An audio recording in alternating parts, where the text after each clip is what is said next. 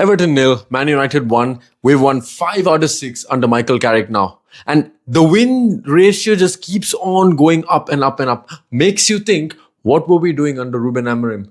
The same Ruben Amorim under who we lost to Everton at home. But what was the difference in that game and us winning 1-0 today? It all has to do with how we were playing in possession. Now, I've seen a lot of reaction already on Twitter from the first half saying that it was a very boring game. It was a very poor performance. Oh, United should be doing better. Let me ask you this first. Did you expect United to come to Everton Stadium and beat them 4-5-0? Because that's something that nobody has done yet. That is near impossible given the level that Everton have been playing at recently. Do you guys watch the team and understand who we're playing against? Because the opposition Everton is not the Everton that has been battling relegation for the past few years. This is a David Moyes Everton. And a David Moyes Everton is always going to be physically strong. They're going to demand a lot of you in running. And they have players who can always cause danger. And who are the main players, guys? Before we get to United and the performance and what I would call one of the better performances, given the stadium that we were at, the result, and all the conditions surrounding it. Let me talk about Iliman Ndiaye. See, he is my number one pick for left winger, but the guy's performance today was next level. I mean, the only other time I ever mentioned another player like this was Cunha when he played against us for Wolves. The level of performances were pretty identical. In fact, I would say Ndiaye's dribbling is more unpredictable than Cunha, and he adds another level of dynamism to this team. Can you imagine? Just imagine this for a second.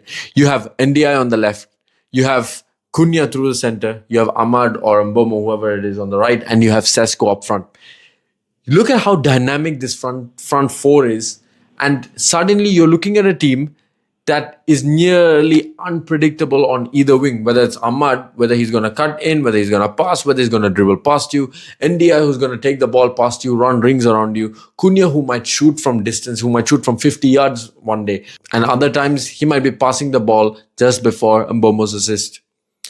And what I have to say is that Iliman Ndiaye, the level of maverick performance that he showed me today, this proves even more why we should spend whatever money it takes to go and sign him from Everton. Because a player like this doesn't come around every day. Forget the aesthetics, forget the goals, forget the assists and all that. But just as a pure footballer, to watch him play at Old Trafford in front of the Stretford End every week, guys, it would be a pleasure. And the way he was twisting up Luke Shaw today, he was doing it on the right. Meanwhile, Iliman Ndiaye is a left winger. So this tells you he can play on both wings as good as each other.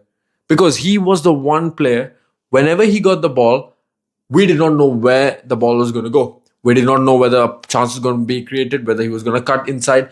Iliman Ndiaye was everywhere. He was the one driving all the Everton attacks. Anytime it went to the right side, suddenly we looked scrambled because Luke Shaw could not handle Ndiaye. However, the team performance, now let's get to the main point, Man United.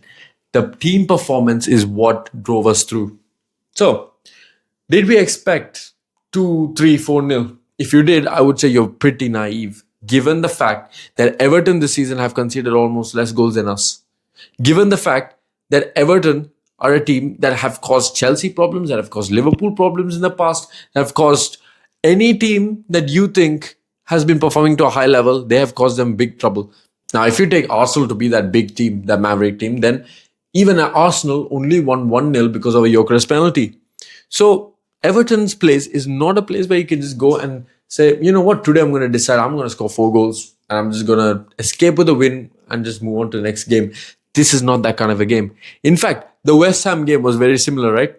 We faced a lower block. However, in this game, this lower block was actually reacting as well. It wasn't a lower block that was just parked. And that causes a lot of problems. However, defensive discipline. Carrick's setup was perfect. Because when we had possession, and this is why I said the main thing that I saw from this game, which I loved about this game, was how we handled the ball in possession. In the first half, did we have a bad game? Not at all. Because when you go to a stadium like the Hill Dickinson Stadium, what happens is you don't want to invite pressure. And that's what we did perfectly in the first half.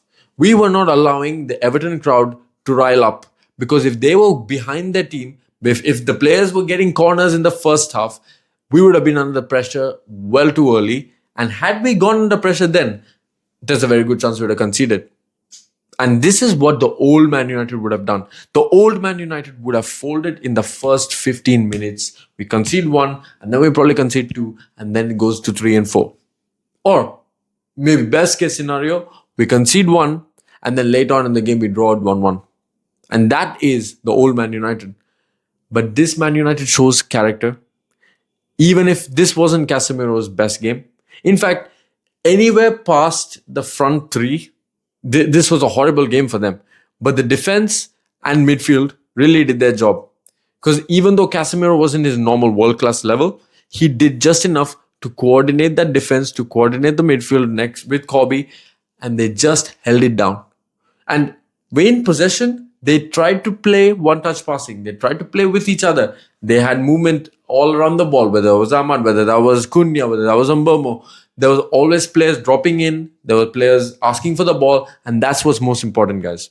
Now, you can say Dalot could have done more, right? Because I would think, whether that was Dalot, whether that's Ahmad, whoever it is, we should be putting a lot more crosses into the box. But that's a totally different issue. And one more issue that I've seen that Carrick has done, that Amorim has been doing, is our willingness to go with long balls from Lamens. Now, the Lamens long balls work pretty well. Why? Because he's both-footed, he can find a pass well. But it's not a Lamens problem. It's more what goes after Lamens. And after Lamens is Mbeumo as a striker right now, and Cunha and Ahmad. Now, Ahmad is not physically the largest player. Mbeumo is not good at hold-up play. So now you're really down to Cunha if you want, but Lamens always targets Mbeumo and Ahmad. So the only way that this whole dynamic can work is if Sesko's playing. And when Sesko plays, he can hold the ball down. Now let's get to the main point. The game changed when really Cunha showed a moment of brilliance. And that's what separated the two sides. Cunha, long pass through. Mbeumo, surprisingly there, he did take the first perfect touch of his entire game. He took a touch, squared it to Sesko, perfect weight of pass. And Sesko, first time takes a touch and slots it bottom corner. That goal, proper Man United. This is what United should be all about. In certain games, we're not going to be dominating every team. And what I'm saying is, we've seen United dominate teams in the past, especially with Spurs, with Fulham in the first half. We've had the City game. We can dominate teams. And this is what gives me hope about Michael Carrick. You might say, oh, we should have dominated at Everton. Well, it's not a stadium where we were expected to go and dominate, because while we are still early in our journey, we need to know how to manage games properly. And especially in this top four race, we can't be talking about, oh, my performance was good, but we lost. Because I don't think anybody here wants that. We want to win games. We want to get top four first before anything else, especially in a week where Chelsea drew, in a week where Aston Villa drew, in a week where Liverpool scammed their way to a victory. We also needed 3 points at a very difficult stadium to go to. And guess what we did? We got our 3 points. So, what do you think of the game? What should Carrick have done different? My opinion, I think we played a perfect game. The first half was needed because we could calm the Everton crowd down. Once we calmed the Everton crowd down, it was all about that one chance that was always going to come. And now Sesko had a second chance. He missed that. But it was fine because he slotted the first one. And we were clinical today. Everton did not create any clear-cut chances per se. And that is where the entire game was won. What do you guys think about this game? Comment down below and I'll see you on the next one.